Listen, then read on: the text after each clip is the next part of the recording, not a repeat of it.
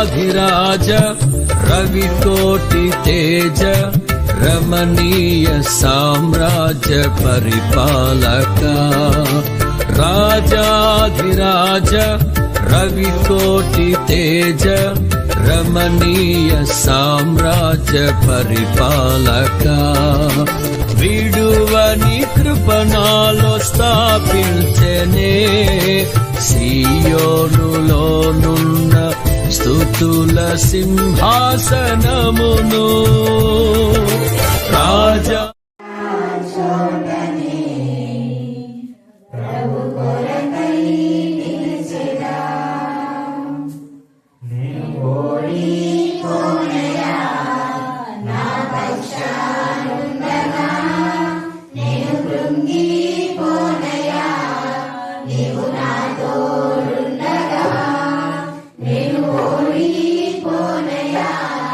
నా పక్షానుండగా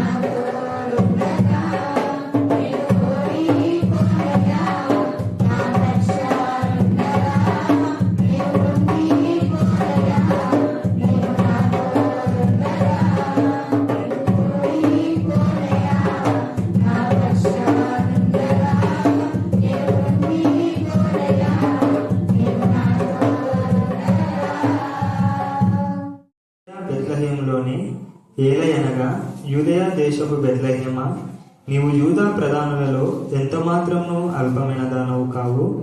ఇశ్రాయేలు నా ప్రజలను పరిపాలించు అధిపతి నీలో నుండి వచ్చును అని ప్రవక్త ద్వారా వ్రాయబడి ఉన్నదని దేవుడి పరిశుద్ధ వాక్యం దీవించుగాక. ఆమేన్, ఆమేన్, ఆమేన్. నీవు అల్పమైన దానవు కావు. అల్పమైన దానవు అంటే ఇది ఆడోళ్ళకే అని అనుకోవద్దండి, ప్రతి ఒక్కరికి. దేవుడు నీవు నీవు నీవు అని ఎందుకు చెప్తున్నారంటే, ఎవరైతే కృంగిపోయి పడిపోయి బలహీనులైపోయి ఇంకా మా బ్రతుకు ఇంతే అనుకున్న వాళ్ళతో ఈ రాత్రి దేవుడు మాట్లాడుతున్నాడు. ఈ యొక్క యూదయ దేశపు యొక్క మనం చూస్తే యూదయ బెత్లెహేములోనే అంటున్నాడు. యూదా దేశంలో బెత్లెహేము అనేటువంటి ఈ ప్రాంతం, ఆ యొక్క యూదయలో యెరూషలేం మహాపట్నంలో బెత్లెహేం అనేది చాలా కుగ్రామం. ఈ చిన్న యొక్క పల్లెలు ఎవ్వరు కూడా దాన్ని ఏమాత్రం కూడా ఎన్నికలేదు అనమాట.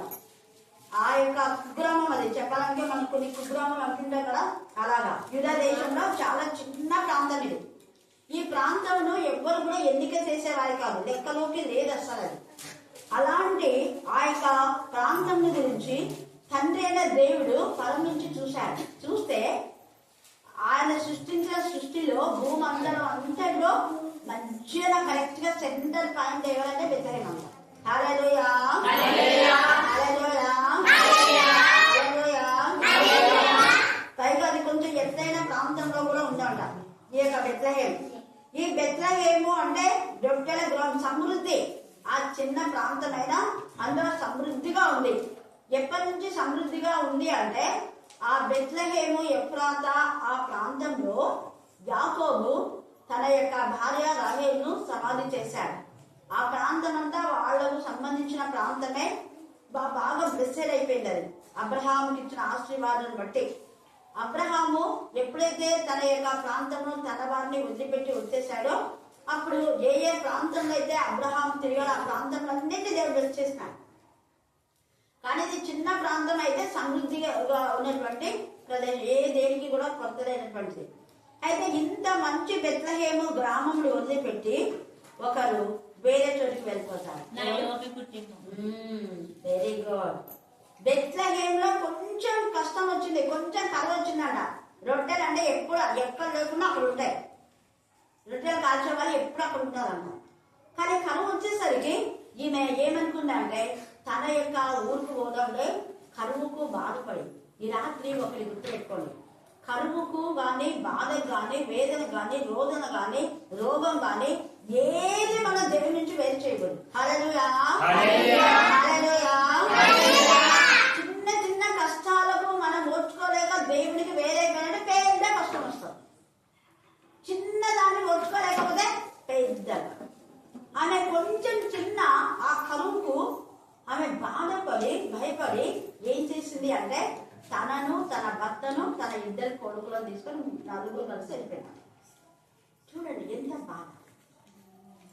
తన భర్తను తీసుకొని ఆ ప్రాంతంలో వెళ్ళి తన ఇద్దరు కొడుకులకు మళ్ళా మరి బెత్లెహేంలో ఉన్న వాళ్ళతోనన్నా వివాహం చేసిందంటే లేదు. అక్కడే ఉన్న అన్యులతోనే. ఆమె అన్యురాలు, దేవుని ఆశ్రయించింది, దేవుని బిడ్డగా ఉంది, దేవుని యొక్క ప్రసన్నతను చూసింది. చూసి పరలోక సంబంధమైన వరం రుచి చూసి పడిపోయిన వాళ్ళు చాలా కష్టమని వాక్యంలో ఉంది. హెబ్రీలకు రాసిన పత్రిక మీరు చూస్తే 6:4 ఉంది. తర్వాత చదువుకోండి, టైం లేదు కాబట్టి నేను పుట్టిన వివరణ. అయితే ఈమె ఎప్పుడైతే అక్కడికి పోయి అన్యస్త్రీల వివాహం చేసుకోవడం ద్వారా దేవుని ఉగ్రత వచ్చింది. తన భర్త చచ్చిపోయినాడు, ఇద్దరు కొడుకులు చచ్చిపోయినాడు. యాక్చువల్ గా తప్పు వేసింది నయం జవాబు. కానీ ఎందుకో దేవుడు నయం పెట్టినాడు, వాళ్ళని చంపేశాడు. అప్పుడు నయంకి బాగా గుండె పగిలిపోయింది, నేను చేసిన తప్పు. మంచి సమృద్ధి అయిన దేవుని బిడ్డలున్న సహవాసం, దేవుని బిడ్డలతో ఉన్నాడు. ఆ సహవాసంలో ఆ ఆనందంలోనే మాకు తిండి ఉన్నా లేకపోయినా మేము వాక్యంలో ప్రార్థనలో ఎదిగి ఆనందించారు. ఆ జీవితాన్ని వదులుకొని నేను ఇక్కడికి వచ్చినాను కదా అని గుండె పగిలేలా ఏడ్చి దేవుని తప్పు ఒప్పుకుంది. ప్రభావాన్ని క్షమించి మాధుర్యమైన నయం అంటే మాధుర్యం, మాధుర్యమైన ఆ జీవితాన్ని వదులుకొని చేతిలోకి నేను వచ్చాను. నా బ్రతికి లాగిపోయింది కాబట్టి నన్ను క్షమించు. ఇప్పటికైనా నేను నేనైనా నా దేశంలో మరణించాను. ఇక్కడ భర్త ఇద్దరు కొడుకులు ఉన్నారు. అందరు ఏమనుకుంటారు, భర్త కొడుకులు అంటే నన్ను కూడా అలా సమాధి చేయండి అక్కడ. ఇప్పుడు ఈమె గుర్తొచ్చి నేను ఆ దేశంలోనే చేస్తాను. నన్ను ఎందుకు మామూలు అక్కడికి ఇచ్చినారో తెలియదు ఇస్రాయేలు నిర్ణయం చేసుకుంది. అతను ఏంటి మీరు పోవడానికి కారణం ఏంటంటే మొత్తం చెప్పింది స్టోరీ అంతా. బెత్లెహేము అంటే యూదయ దేశం అంటే దేవుడు ఆశీర్వదించింది. ఇశ్రాయేలు ఉన్నారు అక్కడ ప్రజలు, చాలా సంపన్నులు, వాళ్ళు చాలా దేవుడికి ఇష్టము, ఎప్పుడు తక్కువలేదు మాకు, అంత సమృద్ధిలో నుంచి కొంచెం దానికి నేను వచ్చినానమ్మా, తప్పు తెలుసుకున్నా, నేను పోతా, మీరు బాగా క్షేమంగా ఉండాలి అనేది. కానీ రూతు మాత్రం ఒప్పుకోలేదమ్మా. ఒక్కదే అత్తని ఎప్పుడు పంపించాలనుకుంది. ఇందాక పిల్లలు ఎంత ఈ వాక్యం చెప్తారని తెలియదు, వాళ్ళు ఎంత బాగా ఇష్టాల దేవుని ఆశ్రయించిన ఆమెకు సంపూర్ణమైన బహుమానం. రూతు 2:12 చెప్తున్నారు పిల్లలు. హల్లెలూయా హల్లెలూయా హల్లెలూయా. ఎప్పుడైతే ఆమె పశ్చాత్తాపము పనికి రాని ఆమె జీవితాన్ని అల్పమైంది అనుకుంది, అక్కడ అందరూ అయ్యో నయ్యం వచ్చింది అంటే అమ్మ నయ్యం అని అనొద్దాం తల్లి, నేను నయ్యం లాగా లేను, నేను మాధురేగా లేను, నేను బాగా అయిపోయినా ఒప్పేసుకుంది. అతిక్రమం దాచిపెట్టుకోవాలి, ఒప్పుకుంది. నేనంతా నా జీవితం చేంజ్ చేసుకున్నా, నేను అనుకోకుండా నా భర్తను పిల్లలు తీసుకొని చంపేసుకున్నాడు, నేను విధురాలి, నేను మంచిదాన్ని కాదమ్మా, మీరు అనొద్దని నయమైంది నన్ను, నేను మారాలని నయ్యోమి అన్నారు. వాళ్ళ నోటి మాట పలకలమే ఆమె మాధుర్యంగా మలవాలి. హల్లెలూయా హల్లెలూయా హల్లెలూయా. వాళ్ళు అదింటారు, ఏం పర్వాలేదే, నువ్వు మా మధ్యకి వచ్చేవాళ్ళ దేవుడు మళ్ళా నీ చేతును మాధుర్యంగా మారుస్తాడు చూడు అని చెప్పింటారు, ఓదార్చుంటాడు. నయం ఓదార్పు పొందేది. అప్పుడు వాళ్ళ యొక్క కోడలు నిజంగా ఎంత పనికిరాంది. విధవరాలు అంటే ఎవరైనా విధవరాలు ముఖం చూడకూడదని చాటుకు వేసుకుంటారు కదా, అలాంటిది ఈ యొక్క రూతును దేవుడు ఎంతగా ఆస్వాదించినాం. అన్ని దేశంలో నుంచి వచ్చింది ఇశ్రాయేలు దేశానికి. ఆమెకు భర్త లేడు, ఆమెకు ఆస్తులు ఏమి లేవు, పిల్లలు లేరు, ఏమి లేదు. కానీ అలాంటి రూతును అల్పమైన దానం కావు, ఈ ప్రవచనం ఆమెలో నెరవేరింది. ఎంత మాత్రం అల్పమైన దానం కాదు.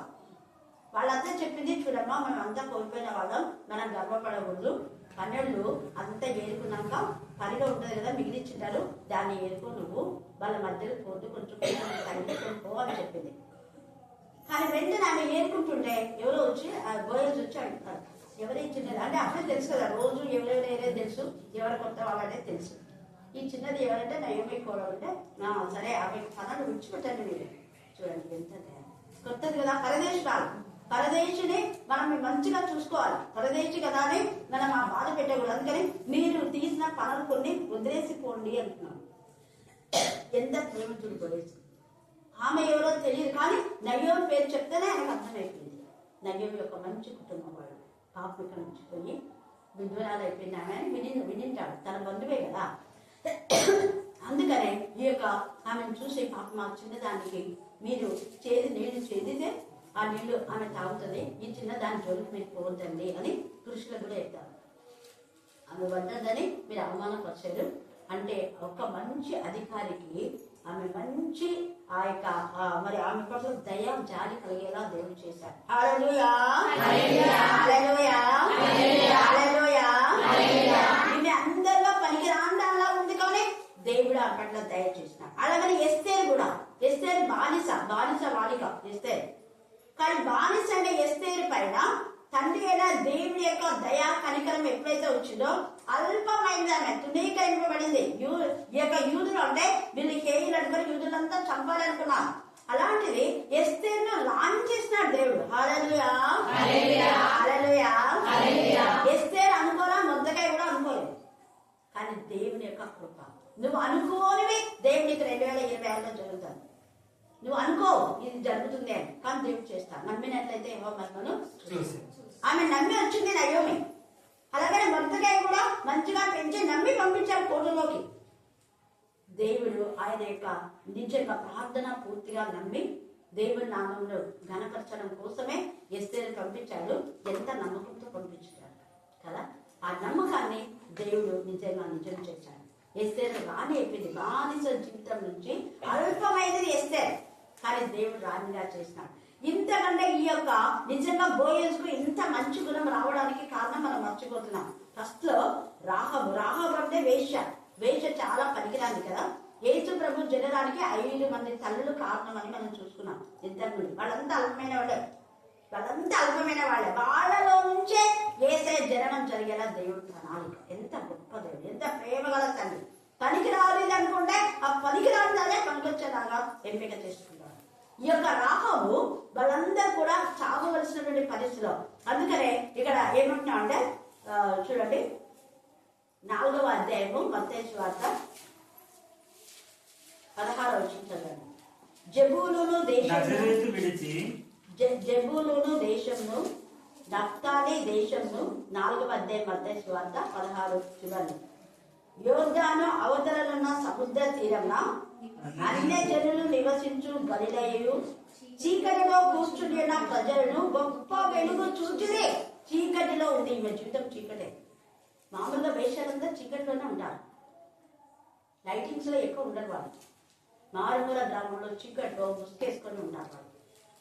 వాళ్ళ జీవితం అంతా కూడా ఎంత ఇంటిగా చీకటి జీవితం. అలాగే చీకటిలో కూర్చున్న జనులు గొప్ప వెలుగు, నిజంగా గొప్ప వెలుగు చూస్తుంది, వెలుగులోకి వచ్చింది. ఆ యొక్క రాత్రి వేళ అందరూ చనిపోయారు, కానీ ఈమె ఇల్లు ఒక్కటే వెలుగుతుంది. ఈమె ఇంట్లో ఉన్న వాళ్ళు మాత్రమే సజీవంతో ఉన్నారు. మరణ ఛాయ చూడండి, మరణ ఛాయలో కూర్చుని ఉన్న వారికి ఏమైందంట, వెలుగు ఉదయించాలి. మరణించవలసిన తన కుటుంబం అంతా కూడా దేవుడు కాపాడు. రాహాబుకి ఇచ్చిన విశ్వాసం, పనికిరాని రాహాబు, వేశ్యైన రాహాబు దేవుని యొక్క మాటలు విని ఈ యొక్క నయోమి కూడా ఆమెకు చెప్పారు. ఇప్పుడు బెత్లెహేమును దేవుడు దర్శించినాడు, చక్కగా ఉంది బెత్లెహేం నయోమి, ఒకసారి వచ్చి రావా నువ్వు అని ఎవరో చెప్పినారు, వినిందాను. అందుకే అంటది, నేను విన్నాను దేవుడు బెత్లెహేమును దర్శించాడంట, నేను వెళ్తాను అనుకుంది. ఈమె కూడా వాక్యం ఈమె దర్శించింది రాహాబును. ఆ యొక్క వేగుల వారు కానీ, అంతకంటే ముందు వచ్చిన వారు కానీ ఈ యొక్క యెరూషలేము గురించి, ఇశ్రాయేలు గురించి, దేవుడు చేసిన మేళ అద్భుతాలు అన్ని కూడా వాళ్ళు మాట్లాడుకుంటుంటే ఆమె వినింది. ఒక వేశ్య దేవుని మాటలు వినడానికి ఆసక్తి చూపింది. ఎప్పుడైతే ఆసక్తి చూపిందో ఆమె పనికి రాని జీవితంలో దేవుడు ఉన్నత స్థాయిలో పెట్టాడు. యేసు ప్రభువు వాళ్ళకి ముత్తమ రాహాబు ఎంత గొప్ప. హల్లెలూయా, హల్లెలూయా. యాక్చువల్ గా చాలా పేరు రాసి ఉండొచ్చు, కానీ చాలా పేరు లేదు ఇక్కడ, ఈమె పేరే ఉంది. మనం చూస్తే వంశావళిలో చూడండి, మత్తయి సువార్త 1వ అధ్యాయము 5వ వచనంలో నయస్సోను షల్మానును కనెను, షల్మాను రాహాబునందు బోయజును కనెను, బోయజునందు రూతునందు, బోయజు రూతునందు ఓబేదును కనెను, ఓబేదు యెస్సేని కనెను, యెస్సయి రాజైన దావీదును కనెను, ఉరియా భార్యగా. ఇక్కడ బత్షెబా ఉరియా భార్యగానే రాస్తున్నారు, కానీ దావీదు భార్య సార్. ఎంత గొప్ప చూడండి దేవుడి ప్రణాళిక. ఆమె ఎందుకు దావీదు సొలొమోను కనెను, సొలొమోను రెహబాముని అంతా చూస్తే మనము యోసేపు ఇక్కడ చూస్తే 16వ వచనంలో మరియా భర్త అయిన యోసేపును కనెను, ఆమె ఎందుకు క్రీస్తు అనబడిన యేసు పుట్టెను. వీళ్ళంతా కన్నాలు కానీ యేసయ్య పుట్టాడు. యేసయ్య రక్త మాంసములలో ఆయన పాలువాడైనాడే కానీ మానవ యొక్క మరి ప్రమేయం లేకుండా దేవుని భయంలో పుట్టినటువంటి వాడు. ఎందుకంటే నరుడు రక్త మాంసంలో పాలువాడే రావాలి. అందుకనే మనం చూస్తే పాప సహితుల్లో నుంచి పాప రహితులు పుడితే మేలు అని యోగు మాట్లాడతాడు. పాప సహితుడైనటువంటి పాపం అంటే జన్మతః మనం ఆదాం నుంచి వచ్చినటువంటి పాపం క్రియల మూలంగా కాకుండా జన్మ పాపం తల్లి లేకుంది, కానీ ఆమె క్రియల మూలంగా పరిశుద్ధురాలు. అలాంటి ఆమెలో పాప రహితుడైన పరిశుద్ధాత్మ పూర్ణుడైన యేసయ్య జన్మించాడు. ఎంత గొప్ప కృప. పనిగా ఆమె తల్లిదండ్రులు కోల్పోయిందామె. ఈ యొక్క ఎలిజబెతే ఆమెను మంచిగా ఆత్మీయంగా పెంచింది. అందుకే వెంటనే పెంచినటువంటి ఆత్మీయంగా పెంచిన ఎలిజబెత్ దగ్గరికి ఆమె వెళ్తుంది. మనం లూకా 2లో మనం చూస్తే ఆ వర్తమానం వెంటనే ఆమె ఎలిజబెత్ దగ్గరికి వెళ్ళి వాళ్ళిద్దరు పాట పాడతారు. హల్లెలూయా 1వ అధ్యాయం. హల్లెలూయా, హల్లెలూయా, హల్లెలూయా. మరియ గురించి ఆమె పేదది, ఆమె దయాప్రాప్తులు, దేవుని దయను పొందింది, దేవుడు ఎన్నుకున్నాడు. ఎంత చక్కగా ఏమాత్రం పనికిరాలంటే రాహబును ఎన్నుకున్నాడు. ఆ తర్వాత తామాను దేవుడు ఏర్పాటు చేసుకున్నాడు. ఆ తర్వాత ఈ యొక్క మనం చూస్తే రూతుని ఏర్పాటు చేసుకున్నాడు దేవుడు. తర్వాత మనం చూస్తే తల్లి యొక్క మరియ. ఎంత గొప్ప గొప్ప ఈ యొక్క రాత్రి కాలంలో పనికిరాని మనం ఎన్నుకొని ఇష్టపడతాం. అందుకనే యూరియా దేశము బెత్లెహేమా, నీవు యూదా ప్రజల్లో ఎంత మాత్రము అల్పమైన వాడు కావు. ఇశ్రాయేలు నా ప్రజలను పరిపాలించే అధిపతి నీలో ఉండి వచ్చు. నీలో నీలో నీలో ఈ రాత్రి నీలో నుండి ఒక అధిపతిని చేయబడబోతున్నాను. వాళ్ళకు మంచి ఆఫీసర్ కావచ్చు, మీ పిల్లలు ఏమవుతారో మీకు తెలియదు. కానీ దేవుడు వారిని గొప్పవాడిగా తయారు చేస్తాడు. గొర్రెల కాపలుగా ఉన్నటువంటి దావీదు గొర్రెల దొడ్డిలోంచి దేవుడు పిలిచాడు. ఎవరికి ఎన్నికలని వాడు ఒకడు ఉన్నాడు చిన్నోడు, అని పనికిరాని వాళ్ళుగా చూశాడు దావీదు. పనికిరాని వాళ్ళుగా చూసిన దావీదునే రాజుగా దేవుడు ఎన్నుకున్నాడు. హల్లెలూయా, హల్లెలూయా, హల్లెలూయా. మీ ఇంట్లో మీ ఇంటి వారికి నువ్వు పనికి రాకుండా, మీ ఇంట్లో వారికి ఎన్నిక లేకుండా ఉంటే నిన్నే దేవుడు ఏర్పాటు చేసుకుంటాడు. దేవుడు నీ ద్వారానే కార్యాలు చేయాలని ఇష్టపడుతున్నాడు. దేవుడు తనకు తానుగా ఎన్నైనా కార్యాలు చేస్తాడు, కానీ మనిషిని మధ్యవర్తిగా పెట్టుకుంటాడు. మనుషుల ద్వారా అద్భుతాలు ఆశ్చర్యాలు చేయాలని దేవుడు ఇష్టపడతాడు. మనుషుల ద్వారా ఆయన మాట్లాడాలని ఇష్టపడతాడు. కొంతమందిని ఏర్పాటు చేసుకుని వాళ్ళకు ఆయన స్వరాన్ని వినిపించి వాళ్ళ ద్వారా ప్రజలకు తన యొక్క ఇష్టాన్ని, తన సంతోషాన్ని చెప్పాలని ఇష్టపడతాడు. ఇక్కడ దేవుడు ఇలాగా రాయించి పెట్టాడు అంటే ఆయన ముందే చెప్పాడు, మీరు ఎవరైనా అల్పంగా ఉంటే బాధపడద్దు, మిమ్మల్ని నేను ఏర్పాటు చేసుకుంటాను అని చెప్తున్నాను. యూదయా దేశం బెత్లెహేమ, నువ్వు యూదా ప్రధానులలోనే ఎంత మాత్రం అల్పమే, చిన్న దాని నువ్వు అనుకోవద్దు. దీని ద్వారా దేవుడు గొప్ప కార్యం చేస్తాను. ఒకప్పుడు ఇక్కడికి కరుణాపేదకు రాకముందు అఖిల్ అసలు ఎన్నికలేని వాడు అంటాడు. ఇప్పుడు వాళ్ళమ్మ కూడా పెద్ద ఎన్నికలేని వాళ్ళగా చూసింది. ఇప్పుడు వాళ్ళమ్మకి ఎంత ఇష్టం, పెద్ద కొడుకు మీద చాలా ఇష్టం ఉందా పోయింది. ఇప్పుడు చిన్న కొడుకు అంటే ఓ పెద్ద కొడుకు అవసరం లేనంటుంది. హల్లెలూయా, హల్లెలూయా, హల్లెలూయా. నిజంగా నేను గమనించే చాలా చాలా అమాయకుడు అఖిల్ కానీ హైమత్ కానీ ఎంత చక్కగా ధైర్యంగా వాక్యం చెప్పగలుగుతాం. మనం పనికి రాని వాళ్ళు అనుకున్నాం, మళ్ళీ కూడా ఎంత చిన్నగా అసలు అనుకున్నాం. కానీ ఆమె నుంచి ఎంత మంచి వాక్కులు దేవుడు చెప్పాడు.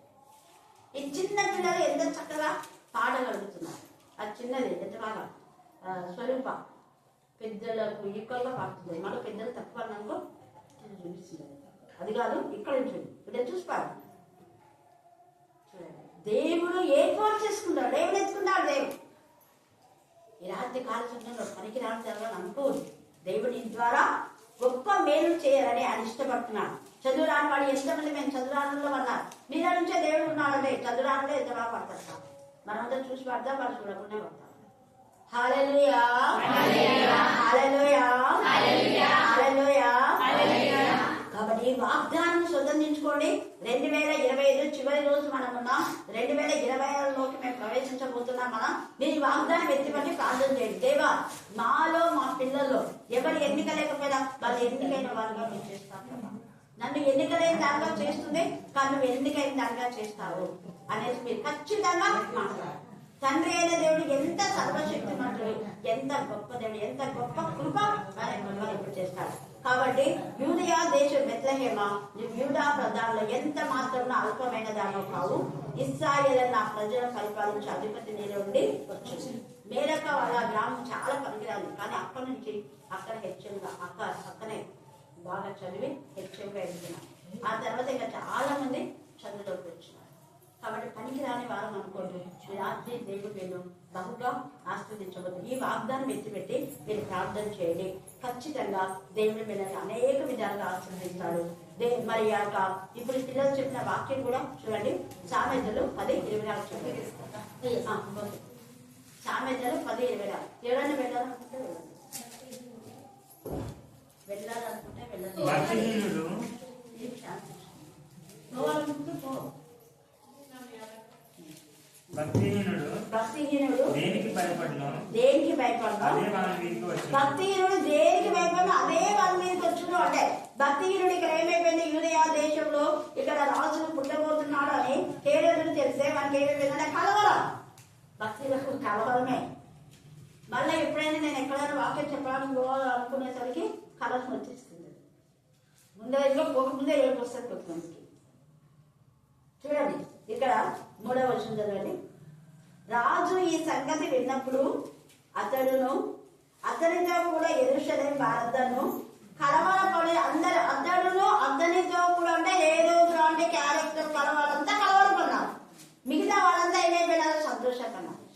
అయ్యో రాజు చూస్తున్నారా, ఈ రాజు ఎంత ఇది, ఈ రాజు పోతే నిజంగా అని చాలా మంది సంతోషపడినారు. ఎక్కడ పుట్టినా అంటే ఆయనతో పాటు ఉన్నవాడు మాత్రమే యెరూషలేము వారందరూ కలవరపడి. కాబట్టి రాజు ప్రధాన యాజకులను ప్రజల్లో శాస్త్రులందరినీ అందరినీ సమకూర్చే అంతే. అవు కదా, దేవుని దగ్గర మొరపెట్టుకుని దేవుని సిద్ధమైతే అనుకో వీళ్ళంతా అందరినీ సమకూరుస్తారు. సమకూర్చి క్రీస్తు ఎక్కడ పుట్టిందని వారిని అడిగాను. అందుకు వారు యూదయ బెత్లెహేములోనే ఏలయనగా అది ప్రవచనం చెప్పారు. అంత చిన్న ఆ ప్రాంతంలోనా అనుకున్నాను. ఏదో దేశంలో ఉన్నాడు, యూదయ దేశంలో విన్నాడు ఈ మాట. అది ఎక్కడితో కూడా నేను తెలియదు. రాజు నామకు వస్తే రాజు అయినప్పుడు అన్ని ఎక్కడెక్కడుందో చూసుకోవాలి కదా. ఆ పల్లె ప్రజలు ఎలా ఉన్నదో చూసుకోవాలా. అవునా, ఎక్కడికున్నారో తెలుసుగా నాకు చెప్పండి అంట. చూడండి ఎంత ఆడ ముందరనే బెత్లెహేమని చెప్తున్నాడు. బెత్లెహేము పలాని ఊళ్ళో పలానా ప్రాంతం ఉంది, యూదయ దేశంలో యెరూషలేము పట్టణంలో. అక్కడ ఉంది బెత్లెహేము అంటే పోయి ఈయన పోవచ్చు కదా. మీరు పోయి చూసి పూజించి మరి నాకు చెప్పండి. కపటమైన మనసు, నిజమైన ప్రేమ, కపట భక్తి దేవుడికి ఇష్టం. దేవుడికి తెలిసింది కదా కపడం. అతని కపడం తెలిసి ఇక్కడ జ్ఞానులుగా ఏమంటారు చూడండి 12వ వచనం. తర్వాత హేరోదు వద్దకు వెళ్ళవద్దని స్వప్నమందు దేవుని చేత బోధింపబడిన వారై వారు మరి యొక్క మార్గంలో తమ దేశంలోకి వెళ్ళి. మనం మరి గొడవలతో ఉండేటువంటి మార్గం కాదు. నేను ఎప్పుడు ఇదే అంటాను, మా మార్గం సమాధాన మార్గం. గొడవల మార్గం మాకు నచ్చదు. గొడవ గల వాళ్ళు గొడవ గల వాళ్ళే వద్దు ఆ మార్గంలో. మీకు వేరే మార్గం చూపిస్తారు, దేవుడు చూపిస్తారు. హల్లెలూయా, హల్లెలూయా. తర్వాత ఇంకొకటి 11వ వచనం మనం చూస్తే 2:11 అత్యానంద భరిద్ర ఇంటిలోనికి వచ్చి తల్లి అయిన మరియను శిశువును చూసి చాగిలపడి ఆయన పూజించి తమ పెద్దలు విప్పి బంగారము సామ్రాజ్యం ఘోరమును కానుకలుగా ఆయనకు సమర్పించే. జ్ఞానులు పశువుల పాకలో ఉండలేదు. చాలా మంది పశువుల పాకలో ఉన్నట్టు పెడుతుంటారు. జ్ఞానులు ఎక్కడున్నారు ఇప్పుడు చెప్పండి. మళ్ళీ చెప్పాలా? ఇంటిలో ఉన్నాడు. అంటే పాకలో దేవుని దూతలు వచ్చి గొల్లలు వచ్చి ఇవన్నీ చెప్పేసరికి ఆ వెలుగు అదంతా చూసి అందరు ఆశ్చర్యపోయి అన్ని ఇల్లు మా ఇంటికి రా అని ఆహ్వానిస్తున్నారు. వాళ్ళకి ఏది ఇష్టమో ఆ ఇంటికి వెళ్ళిపోయినాం. అది దాడికి సంబంధించింది అంటే నాకు తెలుసు. ముందరేమో మాకు స్థలం లేదు, స్థలం లేదు పప్పు అన్నారు. పనికి రాని వాళ్ళగా తోసేస్తున్నారు. నిన్ను చూడాలయ్యా, కొంచెం చదువు స్థలం చేయండి, కాలు పెట్టాను నువ్వు మేమంతా ముందు వచ్చినా. ఎంతమంది అందరు పో తరిమేసినారు. ఏ సేపు అందరూ రండి ఎంతమంది అక్కడ నా అధిపతులు అందరూ పోటీ పడినారు. మా ఇంట్లో కూడా మా ఇంట్లో ఏసయ్యే అది ఇష్టమైన ఇంటికి దేవుడు తీసుకొని పోయింటాడు. ఆ ఇల్లు ఎంత ధన్యకరమైంది. ఆ ఇంటికి జ్ఞానులు వచ్చినాడు. ఈ రాత్రి పనికిరాని ఇంటికి దేవుడు జ్ఞానులను పంపిస్తాడు. పనికిరాని ఇంటికి దేవుడు దూతలు పంపిస్తాడు. పనికిరాని ఇంటికి సేవకులు దేవుడు పంపిస్తాడు. పంపించడమే కాదు, నీటిని సమృద్ధితో నింపుతాడు. బంగారంతో నింపబడతాయి. సాంబ్రాణి అంటే పరిమళ వాసనతో నింపబడతాయి. రక్షణ పొందిన బిడ్డలు రక్షణ కూర్చున్న ఉత్సాహ సునాద గీతము వాళ్ళ ఇళ్లలో వినపడతాయి. అదే పరిమళ వాసన. మన ఇళ్లలో రక్షణ కూర్చున్న ఉత్సాహ సునాద గీతం ఉందా, లేకపోతే అల్లర్లు పెడబొబ్బలు గొడవలు తిట్లు ఉన్నాయి? ప్రశ్న వేసుకోవాలి. మన ఇల్లు ఎలాగుంది? జ్ఞానాత్మతో నింపబడాలి. జ్ఞానం రాకపోయినా పరిశుద్ధాత్మ జ్ఞానం, సమస్త జ్ఞానం గురించి దేవుడి సమాధానం యేసుక్రీస్తు ద్వారా మన హృదయంలో మన తలంపులకు దేవుడు ఏం చేస్తారు? కావలించుతారు. మన హృదయమైన ఇంటిలో వాక్యం అనేది వస్తే వాక్యమే జ్ఞానం. జ్ఞానం అంటే ఏసైనే. జ్ఞానమైన ఏసై వచ్చినప్పుడు మన జీవితాలు మార్చబడతాయి. కాబట్టి పనికిరాని మన జీవితాలను దేవుడు బహుగా మారుస్తాడు. అయితే మనం దేవుని భయభక్తి కలిగి ఉంటే మనం ధైర్యంగా ఉంటాం. భక్తిహీనులకు భయం, భక్తిహీనులకు కలవరం, భక్తిహీనులు ఆశించిన వాళ్ళది ఏది దొరకదు. నీతిమంతుల ఆశాభంగము. దేవుడి వాక్య భాగం గురించి ఆశీర్వదించుగాక. ఆమేన్, ఆమేన్. ఆత్మను తల్లి ప్రభా, తన నీ సన్నిధిలో తల్లి ప్రభా ఎంతగానో తల్లి ప్రభా అక్క గాని తన సంఘ గాని నా గురించి ఎంతగానో ప్రార్థన చేసినందుకు తండ్రి ప్రభా ఈ రోజు నీ సన్నిధిలో మాట్లాడుతున్నాను తండ్రి ప్రభా. తండ్రి నేను కోనేటి కాడ ఉన్న మనుషుడు తండ్రి ప్రభా ఇశ్రాయేల్ దేశంలో ప్రభా 28 సంవత్సరాలు తండ్రి ప్రభా తన ఎంత బాధపడింటాడో తండ్రి ప్రభా పక్షపాతం వచ్చి ప్రభా నాన్న మా సంఘాలు తండ్రి ప్రభా అక్క అందరూ ప్రార్థన చేసిన వెంటనే తండ్రి ప్రభా నేను 20 రోజులు కోమలో ఉన్న ప్రభా ఈ రోజు తండ్రి ప్రభా నా చెయ్యి కాలు వచ్చిందంటే అది నీ కృపనే తండ్రి ప్రభా. డాక్టర్లు తండ్రి ప్రభా బాగా చేసినది తండ్రి నీ ప్రార్థన తండ్రి ప్రభా. నా సంఘాల ప్రభా ప్రార్థన చేసినందుకు ప్రభా ఈ రోజు తండ్రి ప్రభా అక్క ప్రార్థన ప్రభా దీవించి ఆశీర్వదించిన దేవుడు ప్రభా అక్కని ముట్టి స్వస్థపరుచుతాను ప్రభా. అక్క తల్లి ప్రభా ఎంతగానో తల్లి ప్రభా బలహీన పడకుండా ప్రభా ఆరోగ్యం ఉండడానికి అక్కని ముట్టి స్వస్థపరుచుతాను ప్రభా. తండ్రి మేరీ అక్క ప్రభా నాన్న ఎంతగానో తల్లి ప్రభా అక్కని తల్లి ప్రభా నాన్న ఆశీర్వదిలో ఉందంట నాన్న. అవునన్నా అక్కని ముట్టి స్వస్థపరుచుతాను ప్రభా. అక్క వచ్చి ప్రభా కరెంట్ అక్కడ తల్లి ప్రభా నాన్న నీ సన్నిధిలో ప్రభా సాక్షి చెప్పే బిడ్డగా ముట్టి స్వస్థపరుచు ప్రభా. నాన్న 28 సంవత్సరాలు పడి ఉన్న మనిషిని దగ్గరకు పోయి లేచి నీ పరుపులు ఎత్తుకొని పో అన్నప్పుడు ప్రభా సంతోషంగా తన పరుపులు ఎత్తుకొని ఇంటికి వెళ్ళాడు ప్రభా. ఆ రీతిగా తండ్రి ప్రభా మేరీ అక్క తల్లి ప్రభా నీ సాక్షిగా నీ బిడ్డగా ప్రభా ఇంకా తల్లి ప్రభా అక్కకి బలం శక్తిని దయచేతని ప్రభా. అక్కలో ఉన్న ఏ బలహీనత ఏముందో ప్రభా మాకైతే తెలియదు, నీకు మాత్రం తెలుసు ప్రభా. ఒక సంఘ పెద్ద ప్రార్థన చేస్తే ఒక సంఘం ప్రార్థన చేస్తే సంఘ పెద్దలు ప్రార్థన చేస్తే ప్రభా నువ్వు చెప్పినట్టు తండ్రి ప్రభా తండ్రి గాయమైన నూనె రాసి ప్రార్థన చేయ గాయం బాగవుతుందని చెప్పిన దేవుడు ప్రభా. అవును తండ్రి ప్రభా నేను నీ కుమారుడైనా నన్ను తండ్రి ప్రభా ప్రార్థన చేస్తున్నా ప్రభా. నన్ను నా ప్రార్థన అంగీకరించుతాను ప్రభా. అక్క తండ్రి ప్రభా కరణపేట కాడికి వచ్చి ప్రభా మన సాక్షి చెప్పుకున్న మాకంత ఐశ్వర్య ప్రభా. తండ్రి అక్క కుటుంబాన్ని కూడా దీవించి ఆశీర్వదించు ప్రభా. తండ్రి సులేమక్కను కూడా దీవించి ఆశీర్వదించుతాను ప్రభా. నేను అవును తండ్రి ప్రభా పెద్దమ్మను కూడా ప్రభా ఎంతగానో ప్రేమించినైనా నీ సన్నిధికి చేర్చుకున్నావు తండ్రి ప్రభా. తండ్రి అవునా ప్రభా తండ్రి ప్రభా వాళ్ళు పరదేశంలో ఉన్నారు తండ్రి ప్రభా నమ్ముతున్నాం తండ్రి ప్రభా. మేము తండ్రి ఆ రీతిగా మాకు కూడా మంచి మనసు దయచేసి నన్ను మమ్మల్ని కూడా తండ్రి ప్రభా నీ సన్నిధిలో ఉండే బాగా దయచే ప్రభా. తండ్రి వచ్చిన వారందరూ దీవించి ఆశీర్వదించు ప్రభా. ఏ కుటుంబాలలో ఏ సమస్యలు ఉన్నావో ప్రభా, ఏ కుటుంబంలో శాంతి లేక సమాధానం లేక ఉందో ప్రభా, ఎందుకంటే నీ సన్నిధిలో ప్రభా ప్రార్థన చేస్తే ప్రభా ఎంత లేచిన గాయమని ఎంత లేచిన రోగమైన శాంతి లేకుండా ఉన్న ఏ సాతనవాడు ఏ అపవాదవాడు తన ప్రభా తన కుటుంబాలలో తన దాడి చేస్తున్నాడు ఏసు నామములో బంధించు ప్రభా. అవునన్నా అక్కడ ఉంటే స్వస్థపరచమని వచ్చిన వారందరినీ దీవించి తండ్రి ఈ రోజు నీతో మాట్లాడుతున్నాను ఈ దినముల ప్రభా. నన్ను నాకు ఎంతగానో నోరునిచ్చావు తండ్రి ప్రభా, నన్ను నోరునిచ్చావు గాలినిచ్చావు చేతినిచ్చిన దేవుడు ప్రభా. పశ్చాత్తాపం అంతే తన ప్రభా ఎంతగానో బాధపడినారు తన ప్రభా. తన ప్రభా ఈ రోజు నన్ను లేవని తనకు వందనాలు చెల్లించుకున్నాను తన ప్రభా. నీ బంగారు పాదములకు తన ప్రభా వందనాలు చెల్లించుకుంటూ వచ్చిన వారందరినీ దీవించి ఆశీర్వదించి అక్కడ కూడా తన ప్రభా ముట్టి స్వస్థపరచమని మా ప్రభు రక్షకుడు యేసయ్య పరిశుద్ధ నామమున అడిగి వేడుకుంటున్నాం మా తండ్రి.